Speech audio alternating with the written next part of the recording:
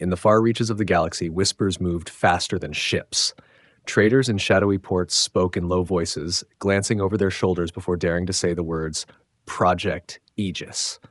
No one knew exactly what it was, but every rumor said the same thing. It belonged to the humans, and it was dangerous. Pieces of intercepted transmissions drifted through the black market, fragments of phrases like Omega Protocol activated and final deterrent. Alien captains who had once laughed at human military power suddenly avoided human patrol zones, changing their routes and paying higher tolls just to keep their ships far away. On a station orbiting the crimson gas giant of Vorash 3, a tall, scaled diplomat stared at the holoscreen in silence. Lines of code, barely decipherable, played on the display. His aide shifted nervously before speaking. My Emperor, these are human transmissions. The diplomat's crest flattened in fear. If they send it, he murmured, we must surrender before it arrives. The aide blinked in confusion. Surrender? Without a fight? The diplomat turned, eyes dark. You don't understand. This is not a ship. They're talking about a judgment. Meanwhile, back on Earth, the object of every whispered story lay sleeping in a fortified dock hidden beneath the frozen seas of Europa. The ship was colossal, its black hull absorbing light as if it swallowed the very stars.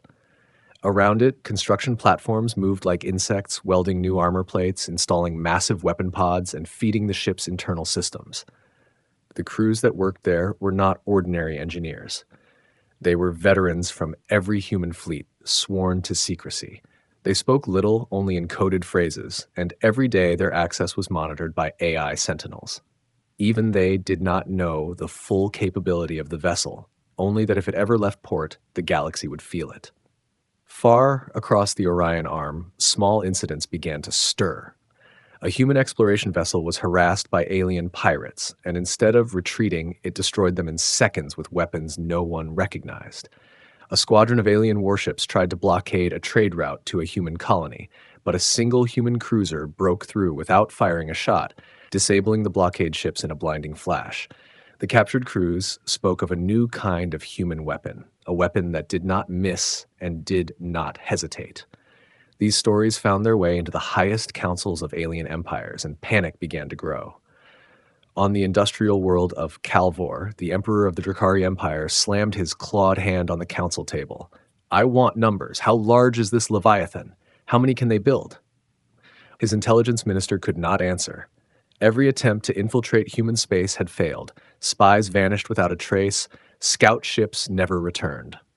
And yet, the transmissions kept leaking out, as if humans wanted the galaxy to know something was coming. The Emperor felt the edges of his confidence cracking. Within the shipyards of Europa, the mood was different. The crew of the massive warship moved like ghosts, every step part of a greater plan. Cargo drones ferried crates marked only with red warning symbols. Inside, the contents were hidden beneath black tarps. Only a handful of technicians knew what they were, and they didn't speak. The ship's main AI core remained offline, a dark heart waiting to wake. Whenever a worker asked when they would see the stars again, the answer was the same: when the signal comes.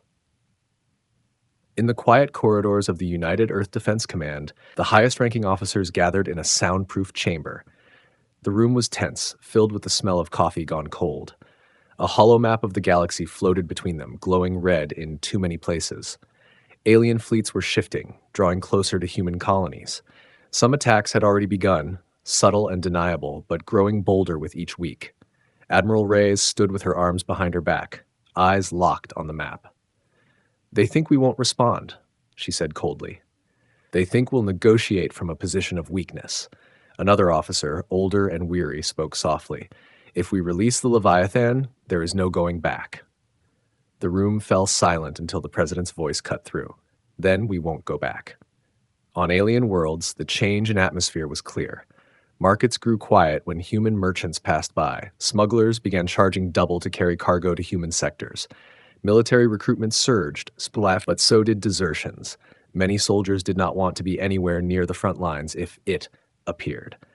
News networks speculated endlessly, showing artists' interpretations of the rumored ship. Some depicted it as a black dagger slicing through the void, others as a floating fortress the size of a city. None of them came close to the truth. Even the criminal underworld felt the ripples. Syndicate leaders began pulling operations out of human space, fearing the unknown weapon. Some offered to sell intelligence to alien governments, but what they had was nothing more than rumor, and rumor was more terrifying than fact.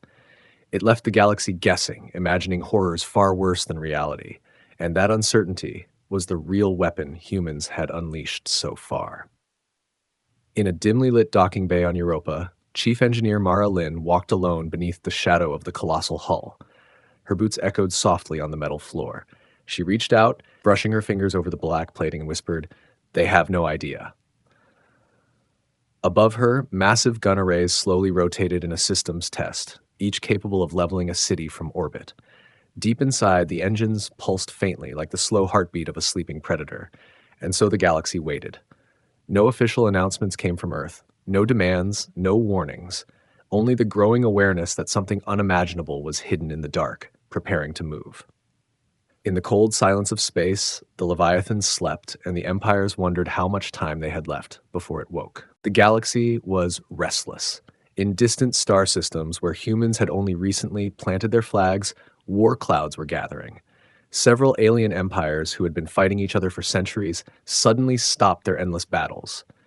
Old enemies sat at the same table, their leaders glaring at one another but agreeing on one thing: they needed to deal with humanity before it was too late. The humans were growing stronger every year, claiming new colonies, building fleets, and whispering about a weapon no one had seen but everyone feared. In the outer colonies, human settlers began noticing strange activity. Merchant ships reported seeing alien war fleets on routes that were usually safe. Mining stations sent distress calls about unknown ships shadowing them, watching but not attacking, yet. The sense of being surrounded grew stronger every day. Refugee ships began arriving from border worlds, crammed with frightened alien civilians who had heard that human space was the only safe place left. They spoke of burned cities, forced labor camps, and entire planets stripped bare by the same empires now uniting against Earth. The Human High Council gathered in the secure chambers of the United Earth Defense Command. The room was thick with tension. Holographic maps glowing red with markers of enemy fleet movements. Admiral Reyes leaned over the table, her voice sharp. "They're pushing closer to Sol every day. This is not a random movement. This is preparation." General Sorensen, an old soldier with a limp from the Martian Rebellion, shook his head slowly. "We still have time for diplomacy. If we reach out now, maybe we can avoid." He didn't finish. The unspoken word hung in the air: war. On the other side of the galaxy, the alien coalition was already finalizing its plans. Their spies had failed to bring back any real data on the rumored human battleship, but that only made their leaders more determined to strike first. The War Council of the Zareth Empire met in a grand chamber of crystal and steel, its walls shimmering with the light of the twin suns outside. Emperor Veyron, his eyes like molten gold, addressed the assembled generals. "We must strike before they unleash it. If the rumors are true, our fleets will be powerless." The generals nodded grimly. They had fought humans before, but those were skirmishes against small patrols. This would be different. This would be total war. In human colonies like New Carthage and Vega Prime, local defense forces were put on high alert. Families were quietly told to prepare evacuation kits. Markets became chaotic as people bought extra supplies, not knowing if trade routes would still be open next week. On Vega Prime, a merchant named Daryl Voss closed his shop early, watching the sky as military transports roared overhead. "Feels like a storm's coming," he muttered, though the sky was clear. A week later, long-range human satellites detected massive enemy fleet movements near the Sol border. The scale was unlike anything seen before. Hundreds of warships, each flying the flags of different empires, moving as one. The alien coalition wasn't hiding anymore. It was a declaration without words. They were coming. The images were brought to the Earth President's private office. She studied them in silence for a long time before turning to her security chief. "We tried peace. They chose war." In that moment, a decision was made that would change the galaxy. The president authorized Leviathan Protocol with a simple order: wake the Leviathan. Across the ocean of space, encrypted signals flashed to the shipyards on Europa. The engineers who had been maintaining the massive warship EHS Invictus received the message they had been waiting for. Work crews doubled their pace. Systems that had been on standby for years roared to life. The dark AI core began its slow boot sequence, bringing the mind of the ship online. Word of the activation spread faster than the humans expected. Even without confirmation, alien intelligence agencies intercepted enough fragments to know what was happening. In the alien capital of Zern, the council chamber erupted into shouts. "They're bringing it out," one general roared. "If we move now, we can destroy it before it leaves dock." But others were less confident. "And if we fail, we will have declared war on something we cannot defeat." As the Invictus stirred, strange changes began to ripple across human-controlled space. Patrol routes shifted, fleets quietly disappeared from public maps, and supply convoys began running on secret coordinates. To the public, there were no announcements, just the uneasy feeling that something massive was in motion. In military barracks, soldiers were suddenly given sealed orders with no explanation. Some were reassigned to Europa, told only that they were on standby for an undisclosed operation. The alien coalition tried one last move before committing to war. A small delegation was sent under the guise of peace talks, but their real mission was to get close enough to scan human defenses. They were met not by diplomats, but by silent human marines who escorted them through an empty, sterile facility. No one spoke of peace. No one spoke at all. When they returned to their leaders, their only report was chilling. They are ready for something, and they are not afraid. In the slums of alien refugee worlds, the rumors grew wilder. Some said the human battleship could destroy a planet with a single shot. Others claimed it had shields so strong that even a supernova couldn't harm it. None of these stories were confirmed, but fear had already taken root. In taverns, alien captains whispered about changing sides before it was too late. By the time the Invictus's engines completed their startup cycle, the galaxy had already shifted. The alien coalition knew the humans were preparing to unleash their most dangerous weapon, but it was too late to back down without losing face. Pride, fear, and desperation locked them into their course. The fleets at the Sol border moved into battle formation. In the war room on Earth, the final preparations were underway. Admiral Reyes stood in front of the galaxy map, her voice steady but her eyes hard. "They want to see our strength. Let's show them why Earth still stands." And far beneath Europa's icy crust, the Invictus's colossal hangar doors began to open. The first rays of distant starlight touched its black hull, and every man and woman on the crew felt the same thing in their bones.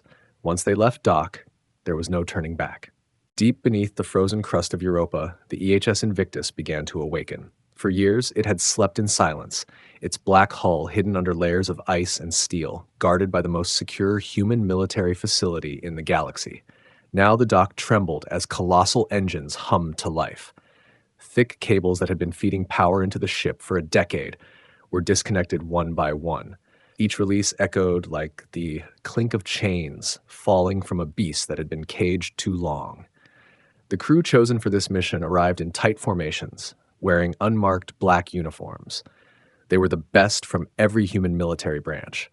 Pilots who had flown through asteroid storms, engineers who had repaired ships under enemy fire, soldiers who had fought on battlefields where no one else survived. Each of them had been summoned without explanation, given sealed orders, and transported to Europa in ships with no windows. When they stepped onto the hangar floor, they finally saw it, the largest warship humanity had ever built. Some stopped in awe, staring up at the endless wall of armor plates, the turrets the size of apartment buildings, and the faint blue glow deep within the hull that hinted at power waiting to be unleashed. Inside the ship, work was already underway. Engineers moved through vast corridors lit with cold white light, running diagnostics on weapons, shield systems, and propulsion units.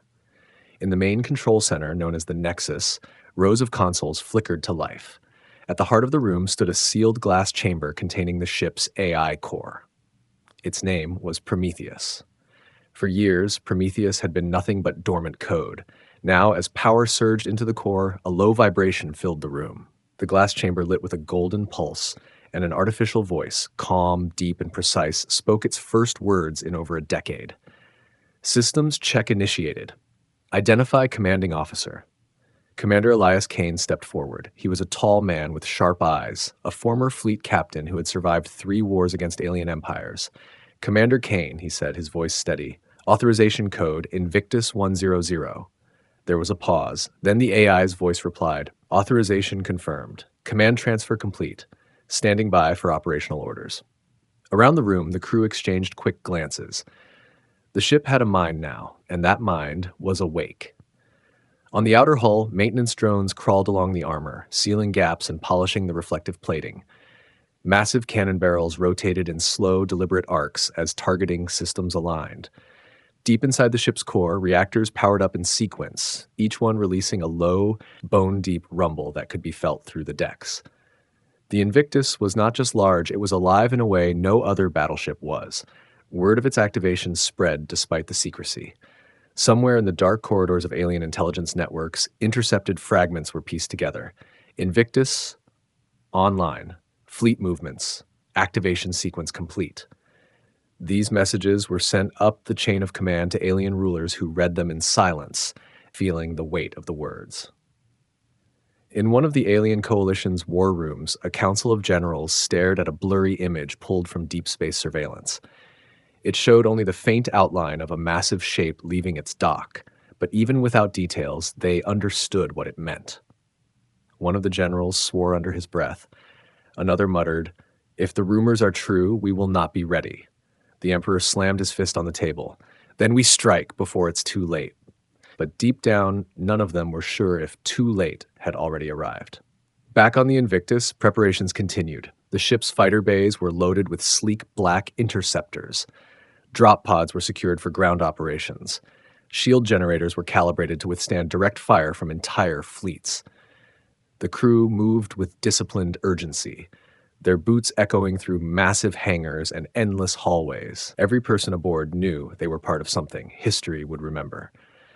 Kane stood on the bridge, watching as data scrolled across the holoscreens, enemy fleet locations, predicted battle outcomes, fuel and ammunition reserves. Prometheus spoke again, its voice as calm as if discussing weather patterns. Enemy coalition fleets are mobilizing in sectors Theta 9, Kappa 7, and Delta 2. Probability of engagement within 96 hours, 87%. Kane's jaw tightened. Set course for the border. We'll meet them on our terms. The AI did not just follow orders, it made suggestions, running millions of simulations in seconds. Recommendation: demonstration of power before primary engagement may reduce overall conflict casualties by 43%. Kane gave a small nod. We'll give them one warning, just one. Alien spies, desperate for details, made final attempts to infiltrate human territory. A disguised freighter carrying a covert team approached the Sol system. But before it could cross into restricted space, a shadow fell over it. The Invictus, still in dock, had detected it from millions of kilometers away. One precisely aimed energy beam cut the freighter's engines without destroying the ship. The spies were taken alive, interrogated, and their transmissions silenced forever. Word of their capture was leaked intentionally, another warning to those watching. In the deep hours of the night cycle, with most of the crew resting, Kane walked alone through the ship's central spine, the enormous corridor running from bow to stern. The hum of the reactors was steady, like the breathing of a sleeping giant. He placed his hand on the bulkhead and whispered, "Time to show them what Earth can do." On alien worlds, even the most powerful rulers felt the tension. In the palace of the Drakari Emperor, servants avoided speaking unless spoken to, their eyes lowered. The Emperor stared at the holographic star map, the red icon of the Invictus now pulsing. His advisors urged caution, but pride kept him from suggesting retreat. "If we bow now," he growled, "we will never stand again." Yet deep in his mind, he knew the battleship might already be unstoppable. As the final systems checks completed, the Invictus's hangar doors groaned open, revealing the cold, star-speckled void beyond. For the first time in years, starlight touched the ship's hull, glinting off its edges like the gleam of a drawn sword. In that moment, the galaxy shifted. The Leviathan had awakened, and it was no longer a rumor. It was real. It was moving, and it was coming. The EHS Invictus emerged from warp space like a black mountain drifting through the void. The stars around it seemed dimmer, swallowed by the sheer size of its shadow. At the border of the largest alien empire, traffic froze. Civilian ships powered down engines. Military patrols halted mid-course. Every vessel, big or small, stopped what it was doing to stare at the giant that had appeared without warning. The alien crews had heard stories about the Leviathan, but nothing prepared them for the reality. The warship was so vast that some thought it was a moon until they saw the enormous cannons rotate into position. Its hull reflected faint light in jagged patterns, and strange markings glowed faintly across its surface, symbols of human fleets and victories past. The silence of space was broken only by encrypted human transmissions, impossible for alien systems to decode. Inside the Invictus, Commander Elias Kane stood at the center of the bridge, hands clasped behind his back. The crew moved with mechanical precision around him. On the massive central display, dozens of alien warships lit up as red markers. They were heavily armed, positioned in layers of defense, and clearly ready for battle. Kane's eyes narrowed as he gave the order. "Open a channel to their flagship." The comms officer nodded, and moments later, the transmission link was established. On the holoscreen, the alien emperor's war mask filled the view, a face of polished steel with sharp, glowing eyes. His voice was deep, laced with contempt. "You dare bring your ship into my territory, human? You think this will frighten us?" Kane didn't raise his voice. "You have one chance to stand down. Disarm your fleets and withdraw from human space immediately. If you do not, I will disable your armada." His tone was calm, not a threat, but a promise. The Emperor's eyes narrowed. Around him, alien generals whispered angrily. "We do not kneel to humans," the Emperor said coldly. "Your vessel will be the first to fall." He cut the transmission. The moment the channel closed, alien warships surged forward. Their engines burned bright as they locked weapons on the Invictus. Hundreds of missiles launched, energy beams flared, and railguns spat streams of molten metal. Space lit up like a storm of fire and lightning. On the Invictus bridge, Kane remained still. "Activate defensive grid." Instantly, the ship's shields flared into a shimmering wall of blue light. Enemy fire struck, but instead of penetrating, the blasts scattered harmlessly. Then came the order. "Target weapons. Do not destroy their ships." The ship's AI, Prometheus, responded instantly. "Acknowledged. Calculating precision strikes."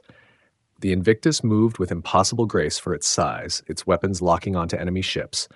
Beams of focused energy lanced out, not toward the enemy hulls, but at their engines, power cores, and weapon systems. In seconds, the first wave of attackers went dark, drifting helplessly through space. Alien captains shouted in confusion over open channels. "Shields offline, weapons disabled, we can't move." In just 17 seconds, the Invictus had rendered half the enemy fleet powerless, without a single casualty. The alien Emperor's flagship tried to retreat, but Kane's voice came over their comms again, broadcast across every ship in the sector. "You attacked after being given a chance to stand down. Consider this your last warning. The next time I won't be so gentle." His voice was cold steel, echoing in the ears of every soldier who heard it. From the observation decks of nearby civilian stations, alien civilians watched the impossible unfold. A single human ship had neutralized an armada without killing anyone. The sight spread instantly across the galaxy, carried by civilian broadcasts, smugglers, and even frightened enemy officers who recorded the entire encounter. On the Emperor's bridge, silence fell. His generals avoided his gaze. Pride and fear warred in his eyes. He had ordered an attack meant to humiliate the humans, but instead, his own forces had been humiliated without a drop of blood spilled. His voice was low and bitter. "Pull the remaining ships back." The order was obeyed without argument. The Invictus didn't pursue. Instead, it remained in position, blocking the border like a massive gate that no one dared approach. Its presence alone was enough to make nearby fleets withdraw further into their own territory. For the first time in centuries, the alien empire's border was empty of warships. Kane watched the enemy retreat on the main display. "Transmit coordinates of our next stop," he ordered. The AI confirmed, plotting a course deeper into contested space. The crew knew this was just the beginning. Every major power in the galaxy would be tested. News of the confrontation reached alien capitals within hours. Leaders who had been planning to join the war suddenly reconsidered. Some called emergency meetings to discuss peace terms before the Invictus reached them. Others tried to hide their fleets, but the galaxy knew that if the Leviathan came, there was nowhere to hide. On smaller worlds, alien citizens began to speak differently about humans. They were no longer just ambitious newcomers, they were a force that could reshape the balance of power. In dimly lit taverns and bustling markets, whispers spread. The humans could have killed them all, but they didn't. Why? On the Invictus, the crew carried on in silence, their faces a mix of pride and grim determination. They knew the next engagement might not end so bloodlessly. Kane stood alone for a moment, looking out through the massive viewport at the distant stars. This ship, he thought, is not just a weapon, it's a message. The galaxy had heard that message loud and clear. The battle at the border spread through the galaxy like a wildfire. Everywhere, people were talking about the human battleship that had appeared out of nowhere, defeated an entire fleet in less than a minute, and left without destroying a single vessel. News channels replayed shaky footage from civilian stations showing the moment the alien missiles struck the Invictus shields and vanished without effect. Commentators argued about what it meant. Was this the start of human dominance, or just a warning of something even bigger? In the halls of alien governments, panic began to set in. The largest empires, once confident in their fleets, now saw how useless they would be against such a weapon. Some leaders called for an immediate ceasefire with Earth. Others were more desperate, suggesting alliances with rival empires just to avoid becoming the next target. On the trading hub of Arctis Prime, alien ambassadors flooded the human embassy, each carrying peace offers, trade agreements, and promises to withdraw from disputed territories. In smaller empires, fear turned into submission almost overnight. The ruler of the Trelvani Confederacy broadcast a public message, his voice trembling. We wish no harm to the humans. We will no longer support any actions against them. We welcome their presence in our systems. His sudden change of heart shocked his people, but it also kept his fleets from facing the Invictus. Meanwhile, the massive ship continued its journey through the galaxy. It didn't stay in one place for long. Without warning, it would drop out of warp in the middle of contested star systems, appearing above worlds that had been in constant conflict for decades. Each time, the Invictus acted the same way. It disabled weapons, destroyed no ships, and left without taking territory. But its message was clear. The humans were watching, and they could strike anywhere. In one system, a fortified alien military base found its entire defense grid shut down by a single pulse from the Invictus's main array. Soldiers who had been preparing for a fight suddenly found their weapons useless, their targeting systems blind. In another system, a warlord's fleet was scattered when the Invictus fired a volley of precision shots, hitting every ship's engines within seconds. The warlord himself surrendered before the humans even spoke to him. The effect on the galaxy's population was profound. On alien streets, people began to speak of humans with a strange mix of fear and respect. Merchants started stocking human goods, hoping to attract human trade. Smugglers stopped targeting human ships, knowing the punishment would be swift and devastating. Even alien children began playing a new game they called Invictus, pretending to be the giant ship chasing away bad guys. Inside the Invictus, the crew felt the weight of their mission. They were not conquering planets, but every move they made was reshaping the galaxy's political map. Some of them began to wonder if they were doing the right thing. In the ship's mess hall, Lieutenant Harper sat with a group of engineers. "We're not killing anyone," she said, "but we're forcing them to bend to our will. That's still control." Across the table, an older crewman shook his head. "Control is better than chaos. The galaxy's been burning for centuries. Maybe it's time someone held the fire hose." In the command center, Kane listened to reports from Prometheus. 17 empires have declared neutrality. 5 are requesting full alliances. 3 have withdrawn their fleets from disputed space. The AI's voice was calm, almost clinical, but Kane could hear the shift in tone. Earth's influence was spreading faster than any military campaign in history. But not everyone was ready to give in. Deep in the spiral arm, a cluster of powerful empires held emergency councils. The leaders spoke in hushed tones, afraid their communications might already be monitored. "If we let this continue, they will own the galaxy without firing a single shot," one warlord growled. "We must resist before it's too late." Another leader leaned forward. "You saw what happened to the Emperor's fleet. Do you want that to be our fate?" They argued for hours, but pride and fear clashed too strongly for agreement. In the outer colonies, alien civilians began sending messages to human outposts. Some offered intelligence on enemy fleet movements, hoping for protection in return. Others asked for trade partnerships, medical aid, or even migration rights to human space.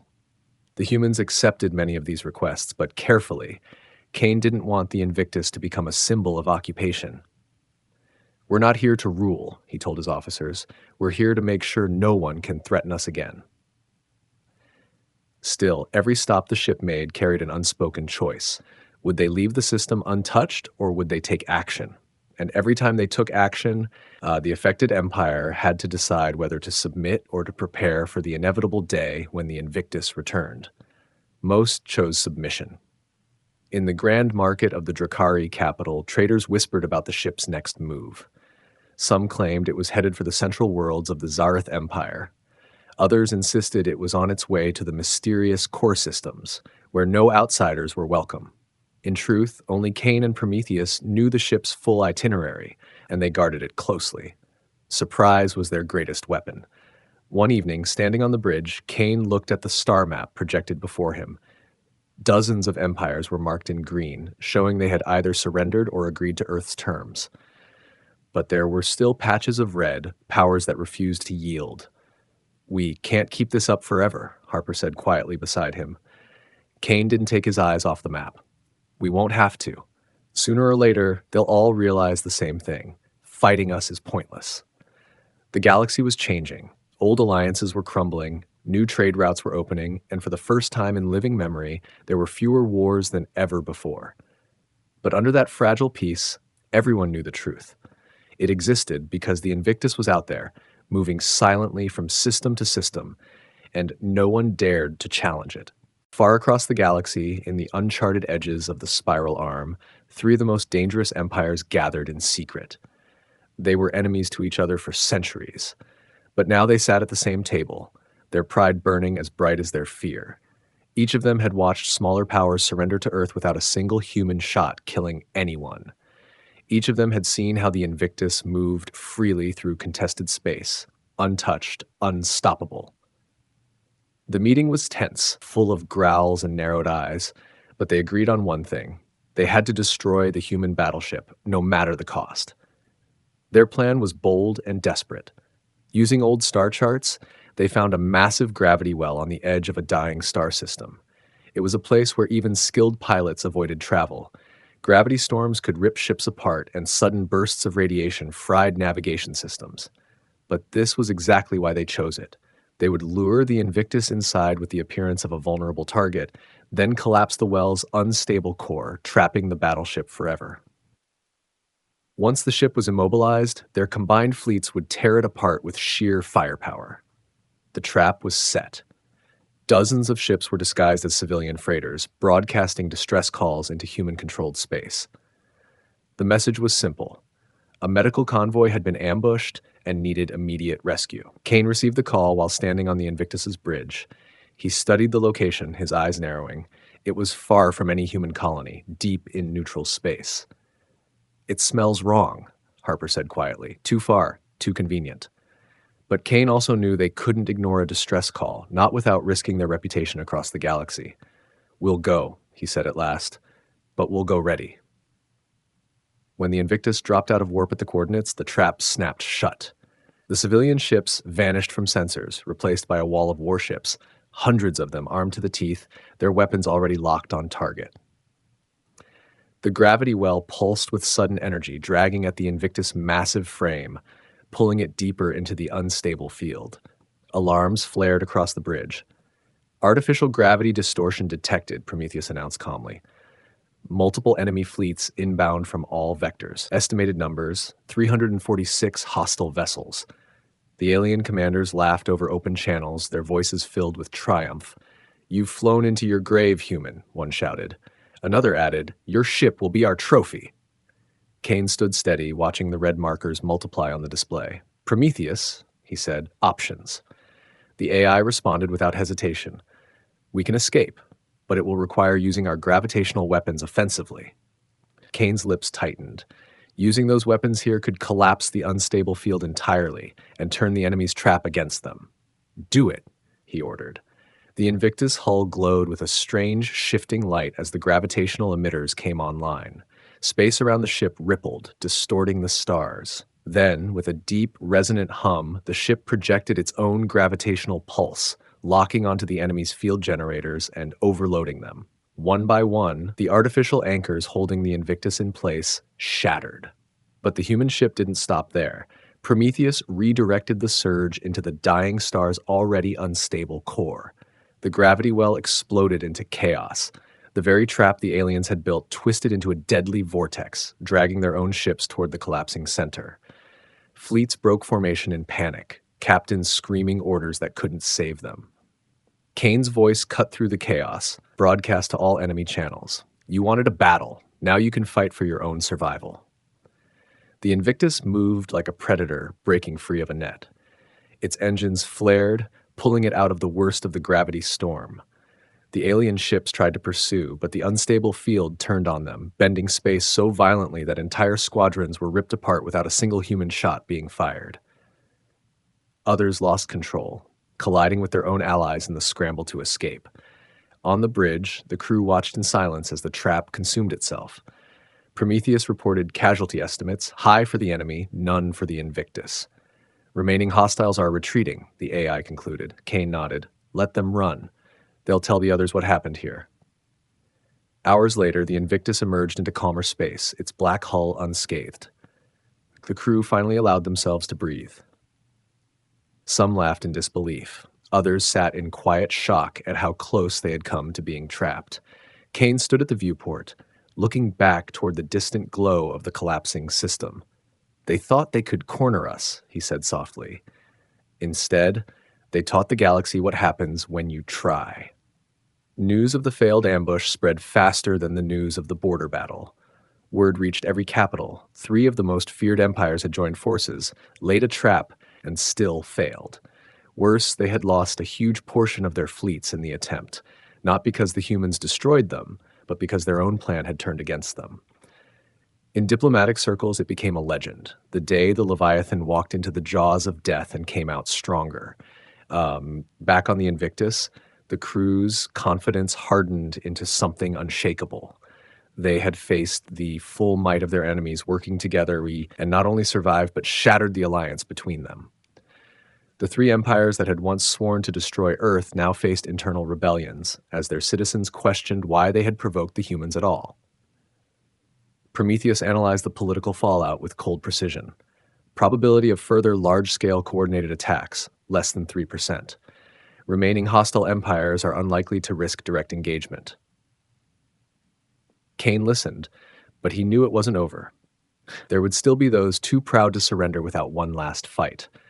That was why the Invictus kept moving, one system at a time, until there was nowhere left for Defiance to hide.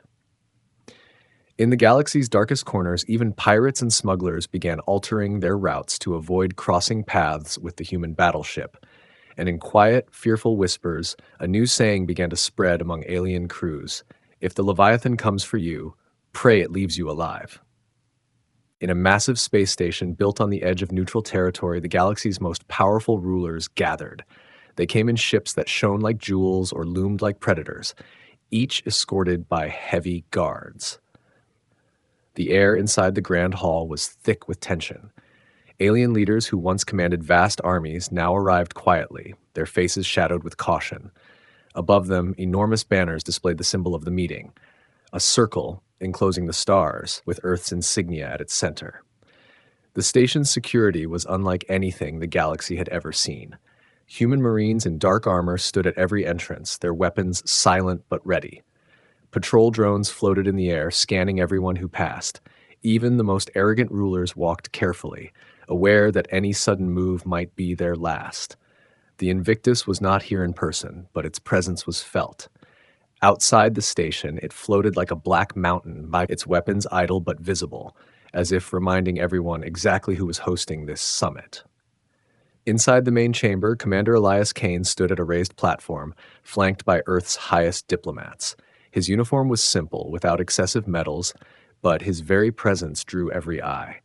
The alien rulers had seen him before, either in person or in the countless broadcasts of his victories.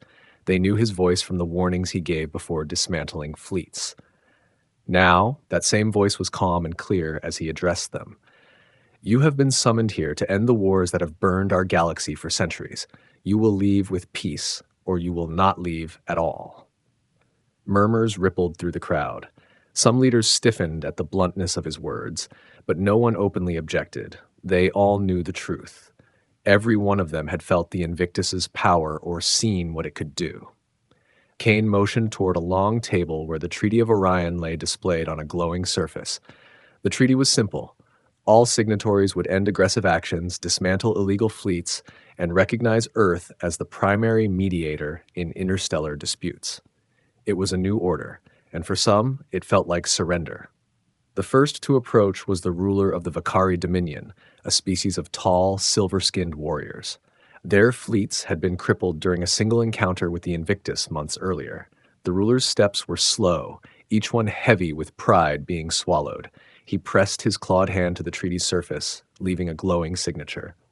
"The Vicari will honor this peace," he said in a low voice. Kane gave a single nod. One by one, others followed. Some signed with defiance in their eyes, others with visible relief. The smaller empires were quick to agree, knowing that refusing would mean isolation or worse. But the moment that silenced the room came when the emperor whose fleet had faced the Invictus at the border stepped forward. He had once sworn publicly that humans would be destroyed. Now, without his war mask, he looked older, almost human in his weariness. Slowly, he knelt before Kane. The sound of his armor striking the floor echoed in the hall. "The Zareth Empire yields," he said simply, then placed his seal on the treaty. Gasps spread through the crowd. For the proud Zareth to kneel was something no one could have imagined a year ago. It marked a turning point. After that, the rest of the signings went quickly. By the end of the day, every major empire had agreed. The galaxy's age of endless wars was over, at least for now. When the last signature glowed on the treaty, Kane spoke again. "This peace will hold as long as we hold it together. Break it, and you will answer to Earth and to me." His voice carried no threats, only certainty. Every ruler in the room knew it was not an empty promise. Outside the chamber, alien citizens watched the historic moment through massive view screens. On distant worlds, crowds gathered in markets and public squares, staring at the image of so many powerful leaders standing together under Earth's banner. Some wept, others cheered, and many simply stared in disbelief. The galaxy had not seen this much unity in living memory. That night, as the station's artificial lights dimmed, delegations retreated to their private quarters. The mood was strange. There was relief, but also unease. Peace was not something the galaxy was used to. Old rivalries still simmered under the surface. But for now, they were held in check by a single truth. No one wanted to face the Invictus again. Aboard the battleship itself, anchored just beyond the station's shield perimeter, the crew followed the events in silence. The mess hall screens showed live footage of the signing. Some of the younger crew members smiled, realizing they had been part of something greater than war. They had reshaped history. Others, older and more experienced, knew this was only the beginning. Peace was fragile, and the Invictus might be called upon again to protect it. In his private quarters, Kane stood at the window, looking out at the faint glow of the station. He could see the movement of tiny ships as delegations prepared to depart.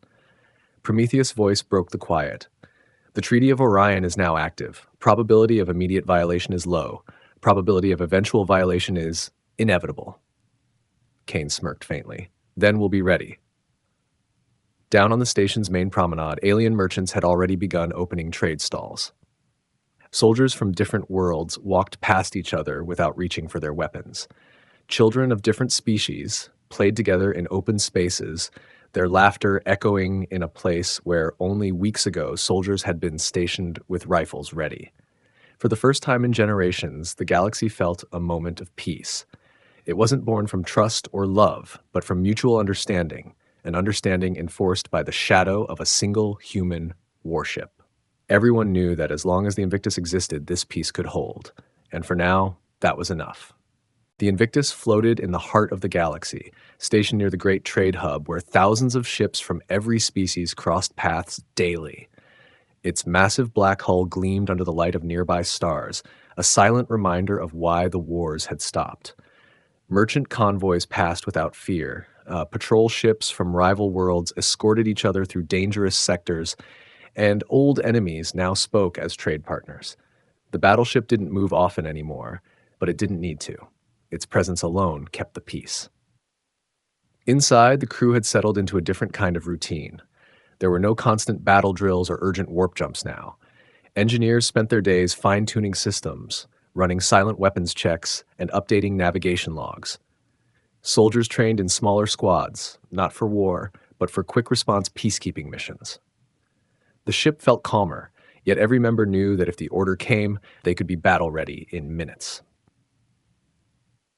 Commander Elias Kane spent more time in his office than on the bridge now.